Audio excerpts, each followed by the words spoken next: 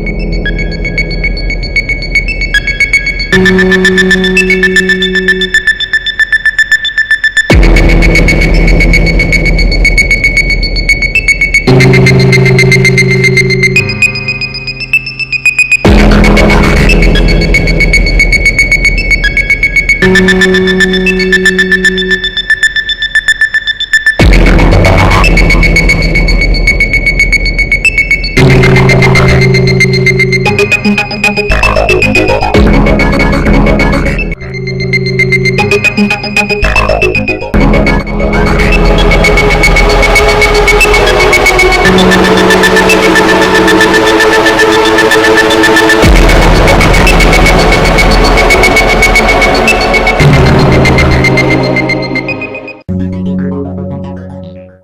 nouvelles technologies sont devenues aujourd'hui partie intégrante de notre quotidien.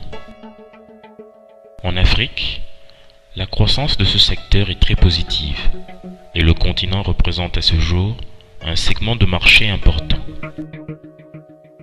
Les téléphones mobiles, les ordinateurs personnels ou le réseau Internet sont chaque jour qui passe d'usage courant. Pourtant, la criminalité informatique a profité de cette adoption populaire pour s'implanter. Profitant de l'absence de régulation efficace dans plusieurs pays et de l'anonymat que procurent des réseaux comme Internet, de plus en plus de criminels utilisent aujourd'hui la technologie pour saboter, subtiliser et escroquer. Leur cible, les particuliers, les entreprises et les gouvernements.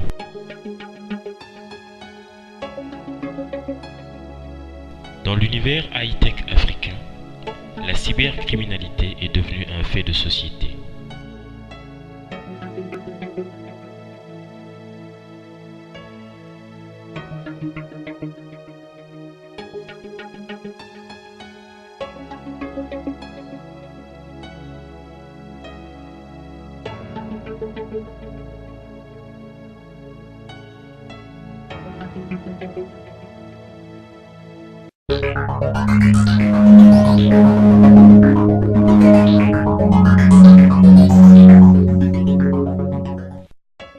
Tout internaute vivant en Afrique a eu au moins une fois la surprise de découvrir dans sa boîte aux lettres des messages provenant de personnes inconnues.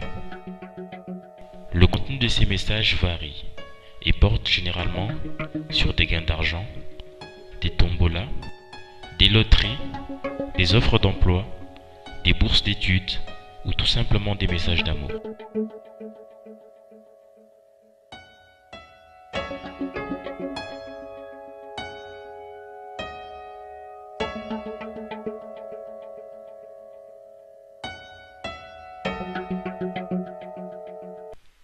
Mais il n'y a pas qu'Internet qui soit la plaque tournante de l'escroquerie opérée avec l'aide des nouvelles technologies. Les réseaux de téléphonie mobile sont de plus en plus les vecteurs de propagation de la cybercriminalité.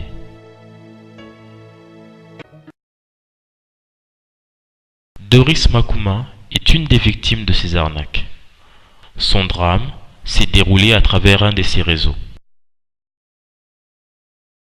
Namoni téléphone est sonné comme téléphone nous sonné qui message signe message. Donc on a eu téléphone pour attendre un message. Mais vous constatez que nous avons un message que j'ai été sélectionné parmi bateaux gagné na tombola na réseau Zen R1 qui est Celtel. Babi n'a gagné 1 500 000 euros. Maintenant pour récupérer faki na tina benga bango na numéro mo batiaki na sewana na rappeler bango pour que na yoka ba orienter nga façon ni na gozo mbongo wana na sala ki perform na te crédit na benga yi bango na sola ki ntukana mutu te ezaika ka ba message vocaux ne batikela ngai manda yoka kende na kitambo na place bo ya mo maloba ngo ezobima ezoyoka na ngote Ermo Yuki, Ermo c'est le coup les katiti, bando distrait au crédit sili. Au recharger le sous au bengi, bandeli vocal, ni message wana 0. À chaque fois de recharger ba unité, bazo bander message wana 0. Les réseaux de téléphonie au Congo sont très perméables à ces attaques. On estime à près d'1 milliard de dollars les sommes détournées à travers ce type d'escroquerie sur Internet en Afrique. Ce sont des milliers de personnes qui, attirées par le gain facile, tombent dans ce piège. Les pays par lesquels agissent généralement ces escrocs sont le Bénin, le Nigeria et la Côte d'Ivoire. Jordi Mwamba est fonctionnaire. Il a perdu plus de 20 € en unité de communication à travers une fausse tombola.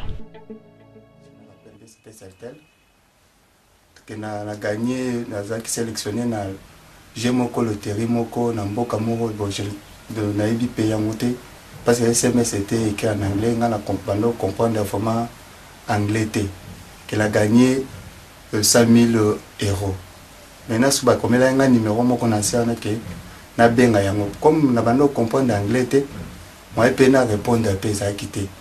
Quelques minutes après 30 minutes mais un bisou sur SMS musu soit ce que na même SMS maintenant traduit na français que on a gagné kaka 100 000 € na kinde na benga na numéro moko za affiché na ya SMS na ke na cabine na bando benga numéro 1 na bengi batika ka boîte vocale ba orienté comment faire procédure nini pour na mona moyen ko ba coordonner ya ko recevoir bon na banda obenga na consommé au moins crédit au moins 2000 unités quand la boîte vocale sans suite moko na zagité.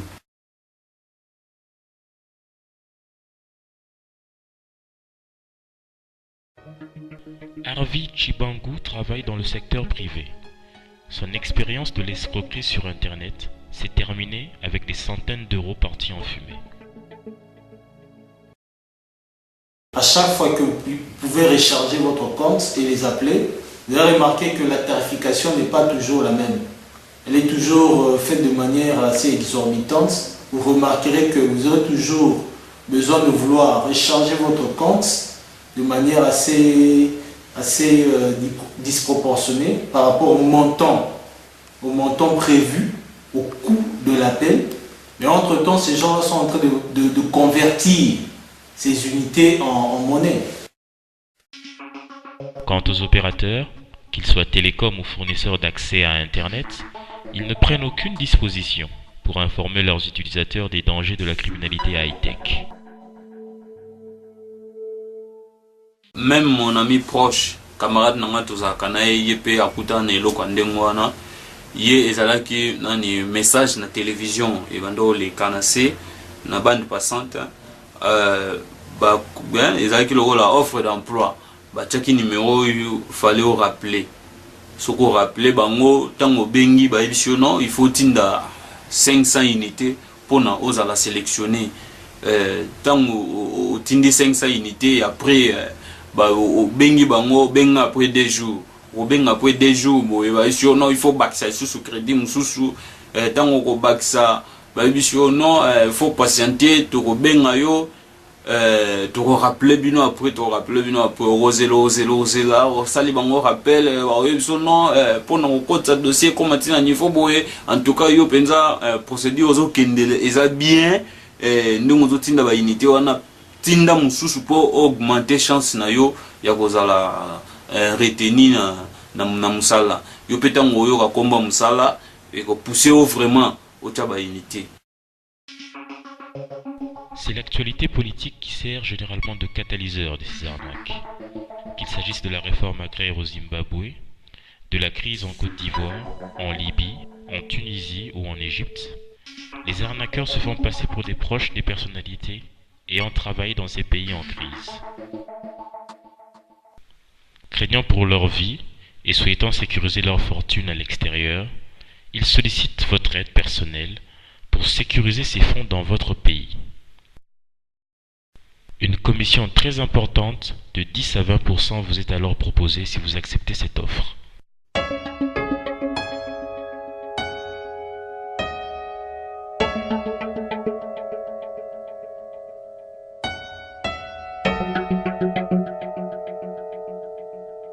Les difficultés pour les polices africaines de lutter contre ces escroqueries sont liées à leur insuffisance technique et en l'absence de législation rigoureuse.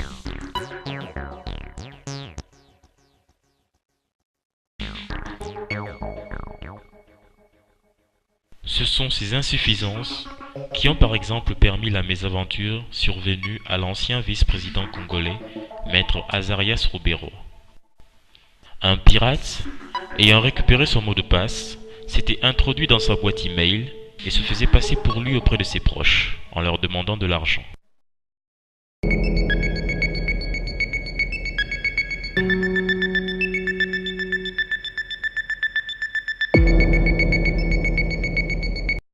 Et lorsque vous vous lancez à l'intérieur, c'est une aventure qui commence. Ces personnes veulent toujours vous abattre, vous mettre en confiance.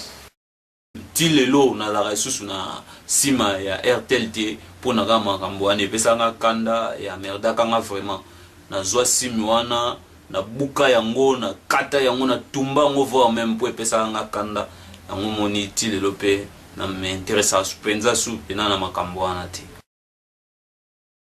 La plupart du temps, vous verrez des fautes d'orthographe. Et là, vous ne verrez pas de date. Il y a un cachet sec là-bas qui est scanné. Et là, on vous demande de vouloir apposer votre signature. Puisque là, c'est un document scanné que j'ai forwardé et que j'ai complété là. Et la signature du porteur. Sur la plupart de leurs documents, il y a des fautes d'orthographe. Oui, il y a beaucoup de fautes d'orthographe. Et les gens n'y font pas attention. Ils ne font pas attention. Vous ne voyez pas de date. Il y a un cachet sec qui est signé là-bas. Oui, il y a par exemple encore un engagement juridique comme je faisais mention. On vous met le nom de la banque qui est là. Et vous verrez là les différentes informations. Vous aurez ça quand on vous enverra. Ça, c'est vraiment pour vous faire peur. Une mention pareille, le nom du fameux directeur. Alors que normalement, le document administratif, c'est pas essentiel de faire mention de ça. C'est pas essentiel, c'est la personne morale qui s'engage. Et on n'a pas besoin de faire mention du directeur.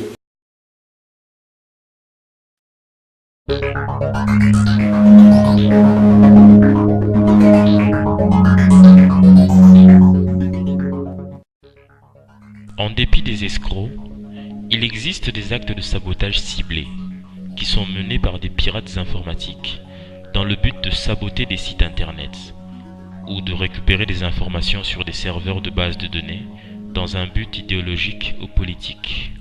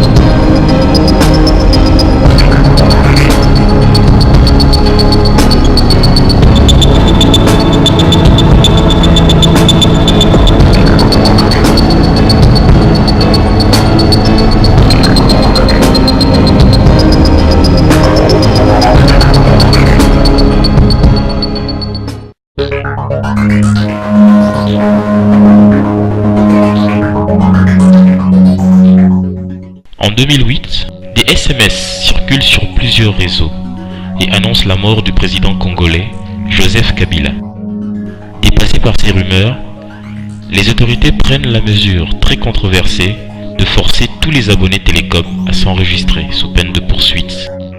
Malgré toutes ces contraintes, de nouveaux SMS appelant à renverser le régime sont de nouveau diffusés, sans que ni les opérateurs ni le gouvernement congolais ne soient capables de les stopper. Des pressions sont alors exercées sur les opérateurs qui obéissent sous couvert de la sécurité nationale.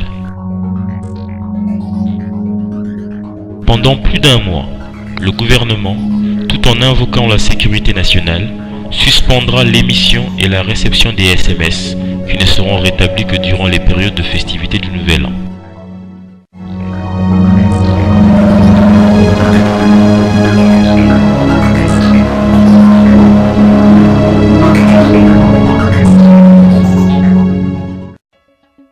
Selon la cellule anti-cybercriminalité du Congo, plusieurs pays africains au sud du Sahara ne disposent d'aucune infrastructure technologique sûre. Que ce soit dans la protection des utilisateurs contre les virus, les spams ou encore les arnaques financières. Il serait ainsi plus dangereux dans ces pays d'utiliser une carte de crédit, d'effectuer des paiements par téléphone ou d'effectuer des transactions bancaires sur Internet. Pendant plusieurs mois, le site internet du président a servi à diffuser un programme informatique espion sans que personne ne s'en aperçoive.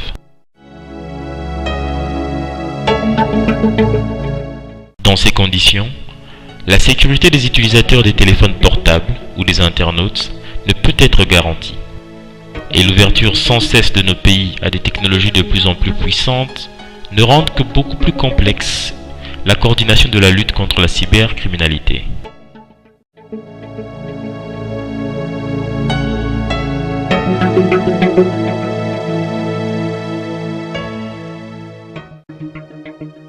Des simples escrocs opérant via Internet et les réseaux GSM aux groupes de pirates informatiques vivant des spams, de la lutte politique et idéologique, la cybercriminalité est devenue en Afrique plus qu'un phénomène de société et touche aujourd'hui à la sécurité nationale.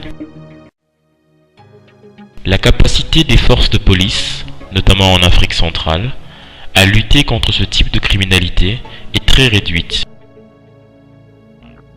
Alors qu'il est très facile pour des pirates, qu'ils soient africains ou étrangers, de récupérer des emails ou des mots de passe, l'une des spécialités des pirates rwandais et sud-africains notamment, il est surprenant que des pays ne disposant d'aucune législation efficace ou de capacités techniques sérieuses au sein de leurs forces de sécurité continuent à encourager l'expansion incontrôlée de ces technologies.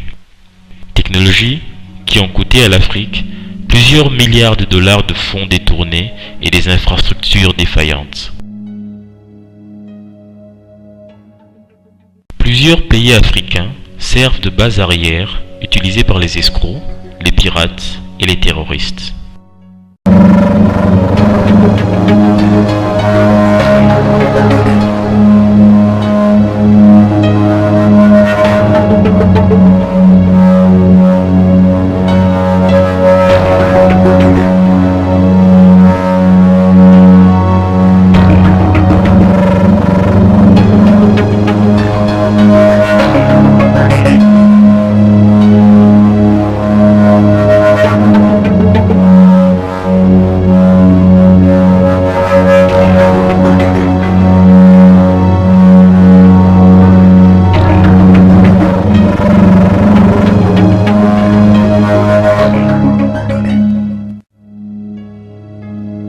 Tant que des mesures sérieuses ne seront pas prises, la révolution du numérique en Afrique subsaharienne ne restera jusque-là qu'une blague de mauvais goût.